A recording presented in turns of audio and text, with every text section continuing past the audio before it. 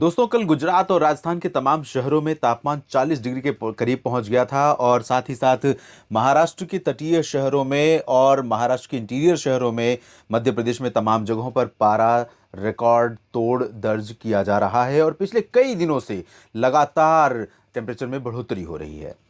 जब मैंने एक्सप्लोर करना शुरू किया कि इसके पीछे कारण क्या है, क्यों ये तापमान में बढ़ोतरी दर्ज की जा रही है, तो अगर कुछ साइंटिस्ट को कुछ वेबसाइट्स पर मैंने कंटेंट पढ़े जिसमें कई सारे साइंटिस्ट्स का ये मानना है, वैज्ञानिकों का मानना है कि इस समय जो गर्मी भारत में पड़ रही है उसके पीछे कई लंबी कहानियां हैं, कई सारे कारण हैं। सबसे पहला कारण इसके लिए कोट किया जा रहा है लानीना की, डिवॉल्विंग लानीना और इवॉल्विंग एलनीनो, यानी उभरते एलनीनो को, और उसके अलावा सर्दियों में कम बारिश को भी इसके लिए जिम्मेदार माना जा रहा है। तीसरा कारण बताया जा रहा है जेट स्ट्रीम को, जो यहाँ पर चल रही है, ये लगभग धरती की सतह से 10 किलोमीटर की हाइट पर ये हवाएं चलती हैं।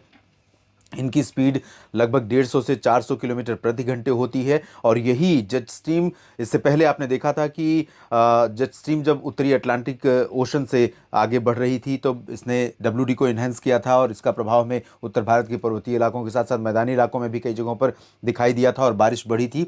लेकिन इस समय ये ड्राई विंड्स ऐड कर रही है, ऐसा वैज्ञानिकों का मानना है कि ये ड्राई विंड्स यहाँ पर ऐड कर रही है, जिसकी वजह से इन तमाम इलाकों में भारत में गर्मी लगातार बढ़ रही है। और वजह यह है कि जब एटमॉस्फेयर पूरी तरह से क्लीन है, तेज़ धूप आ रही है और मॉइस्चर का इनपुट कहीं से नहीं है, ना तो अरबियन सी की तरफ से और ना ही बंगाल की खाड़ी की तरफ से और ना ही डब्ल्यूडी के प्रभाव से। गुजरात में भुज में जो तापमान रिकॉर्ड किया गया 16 फरवरी को 40 डिग्री सेल्सियस, वो पिछले 10 सालों का रिकॉर्ड तोड़ चुका है। और आपको बता दूं कि 40 डिग्री टेम्परेचर आमतौर पर गुजरात के भुज में मई के महीने में पहुंचता है और राजस्थान के पश्चिमी हिस्सों में 38-39 या 40 डिग्री सेल्सियस तापमान पहुंचता है अप्रैल के आखिर में या मई की शुरुआत में। तो यहां पर भी तापमान ने काफ़ी कह सकते हैं विकराल रूप दिखाना शुरू कर दिया है और ये हीट वेव की कंडीशन यहाँ पर बननी शुरू हो गई है।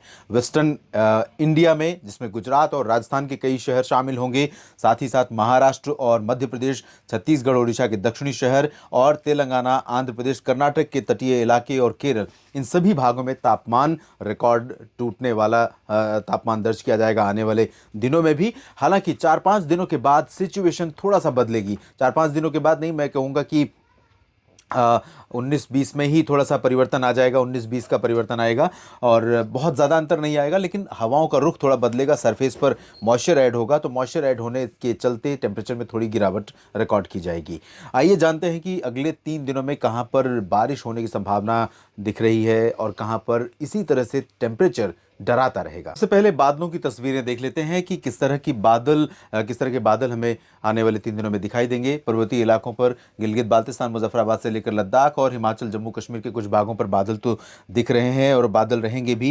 इन बादलों से बारिश की और बर्फबारी की उम्मीदें भी रहेंगी। लेकिन यहाँ पर जो बादल आपको उड़ीसा, तटीय आंध्र प्रदेश या फिर plains of north west India including Punjab, Haryana, Delhi और Rajasthan, west UP, west north west MP, इन भागों पर जो बादल हैं, इनसे बारिश की उम्मीदें दोस्तों बहुत कम दिखाई दे रही हैं। मुझे नहीं लगता कि इनसे बारिश जैसे बदलाव होंगे। हाँ, टेम्परेचर सिनारियो जो है अभी, उसमें थोड़ा सा अंतर आपको आता हुआ दिखाई देगा।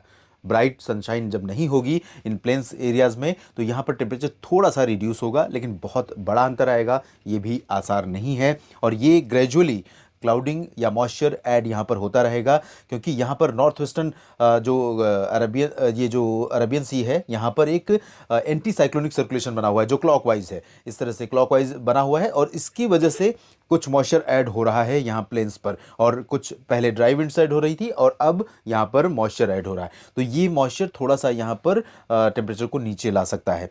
इसी तरह से इधर पूर्वी तटीय इलाकों पर भी बंगाल की खाड़ी से मॉइस्चर ऐड होगा और इससे यहाँ पर थोड़ा सा तापमान में गिरावट हो सकती है। अरुणाचल में बारिश और उप हिमालय, पश्चिम बंगाल, सिक्किम और जम्मू कश्मीर, गिलगित बाल्टिस्तान, मुजफ्फराबाद में अगले 3 दिनों के दौरान ऑन एंड ऑफ रुक रुक कर हल्की वर्षा होने की संभावनाएं हैं। लेकिन अगर हम इस मॉडल मैप के ज़रिए समझने की कोशिश करें तो यहाँ पर आप साफ तस्वीरें देख सकते हैं। यहाँ पर ये जो विंड आपको दिख रही है, ये दरअसल बहुत सिग्निफिकेंट अब नहीं रह जाएगी। जिस तरह के हालात बने हुए हैं, जिस तरह से ये यहाँ पर नॉर्थ ईस्टर्न अरेबियन सी में और एडजॉइनिंग गुजरात के ऊपर जो बना हुआ है एंटी साइक्लोनिक सर्कुलेशन, इसके प्रभाव से थोड़ा सा मॉइस्चर यहाँ पर ऐड होना शुरू हो जाएगा। और ये जब मॉइस्चर ऐड होना शुरू हो जाएगा तो यहाँ सिचुएशन थोड़ा सा बदलेगी। सुबह और रात के समय सर्दी कम हो जाएगी, दिन में गर्मी थोड़ा सा कम होगी, क्योंकि टेम्परेचर में गिरावट होगी। बाकी पर्वतीय इलाकों में थोड़ी बहुत बारिश होगी, निचले इलाकों में थोड़ी बहुत वर्षा की उम्मीद है। बाकी सेंट्रल रीजन में कोई सिग्निफिकेंट चेंज नहीं, जैसा कि मैंने बताया। इसके बाद बात करते हैं 18 फरवरी की। 18 फरवरी की उत्तर भारत के पर्वतीय इलाकों में थोड़ा सा और अधिक वर्षा की उम्मीदें की जा सकती हैं, लेकिन ऐसा भी नहीं कि मॉडरेट टू हैवी रेन और स्नोफॉल होने के आसार हों। और उसके बाद जब ये सिस्टम आगे निकल जाए WD, तब ठंडी हवाएं चलनी शुरू हों। आमतौर पर पैटर्न यही होता है, लेकिन इस बार बड़ा ही अलग पैटर्न देखने को मिल रहा है। और पिछले आप जानते ही हैं कि लगभग 10-12 सालों 15 सालों से मैं मौसम को देख रहा हूँ, 10-12-13 साल तो हो ही गए। तब से इस तरह का पैटर्न आमतौर पर फरवरी के महीने में बिल्कुल भी देखने को नहीं मिलता है। और फरवरी ही नहीं, बल्कि मैं अक्टूबर से रिलेट करूंगा कि अक्टूबर से नवंबर, दिसंबर, इन महीनों में बारिश कम हुई ज़्यादातर शहरों में। उसके बाद जनवरी में बारिश कम हुई, फरवरी में बारिश कम हुई। WD का पैटर्न बिल्कुल अलग है। और WD के आने और गुजर जाने के बाद भी कई बार ठंडी हवाएं नहीं पहुंच पाई नीचे इलाकों तक, और आंध्र प्रदेश या तेलंगाना और कर्नाटक के तमाम शहरों तक जैसे कोल्ड वेव चलती है सर्दियों के मौसम में, वो नहीं देखने को मिली। और बारिश भी तमाम जगहों पर सेंट्रल इंडिया, साउथ इंडिया या पूर्वोत्तर भारत में बारिश नहीं हुई है। तो ये पैटर्न बहुत ही अनयूजुअल है। और उस पर भी टेम्परेचर का जो बढ़ना है पिछले एक सप्ताह या 10 दिन से लगातार जो तापमान ऊपर जा रहा है, वो और ज़्यादा चौंकाने वाला बदलाव है मौसम में। क्लाइमेट चेंज हो रहा है भारत का, ये सब समझते हैं, लेकिन इस तरह से शार्प चेंज होगा, इस तरह से अचानक चेंज होगा, इसका मतलब तो ये हुआ कि फरवरी में अगर आप 40 डिग्री सेल्सियस टेम्परेचर देख रहे हैं, तो जून में आते आते मानसून शुरू हो जाए, मई में मानसून शुरू हो जाए देश में, और मई से ही तापमान में गिरावट होनी शुरू हो जाए। क्योंकि शिफ्टिंग है थोड़ा सा सीजन्स की। कई बार जून में देर से बारिश शुरू होती है और सितंबर लास्ट तक या अक्टूबर के फर्स्ट हाफ में भी मानसून की वर्षा जारी रहती है। तो अगर इस तरह का ये ट्रेंड है, तो गर्मी पहले अगर शुरू हुई है तो पहले ख़त्म भी होना चाहिए, लेकिन ऐसा लगता नहीं है कि इस तरह से कोई राहत गर्मी की तरफ से मिलने वाली है। उत्तर भारत को छोड़कर बाकी मैदानी इलाकों में कहीं पर भी बारिश की उम्मीद नहीं है। तटीय तमिलनाडु और अरुणाचल प्रदेश में लाइट रेन हो सकती है, बूंदाबांदी हो सकती है। यहाँ पर आप देखिए, जो राजस्थान का और गुजरात का हिस्सा है, यहाँ जब अरबियन सी का मॉइस्चर थोड़ा सा लोअर लेवल पर और ऐड होगा, तो यहाँ टेम्परेचर में राहत 18 फरवरी को मिल जाएगी। बड़ी राहत यहाँ तब भी नहीं मिलेगी, लेकिन कुछ बदलाव होगा। बाकी देश के क्षेत्रों में मौसम में कोई विशेष परिवर्तन की उम्मीद नहीं है। अगले 3 दिनों के दौरान दिल्ली में एयर पोल्यूशन थोड़ा ज़्यादा रहेगा, ऐसे संकेत हैं। फिलहाल इस वीडियो में इतना ही। लगातार जुड़े रहिएगा मौसम तक चैनल के साथ। धन्यवाद।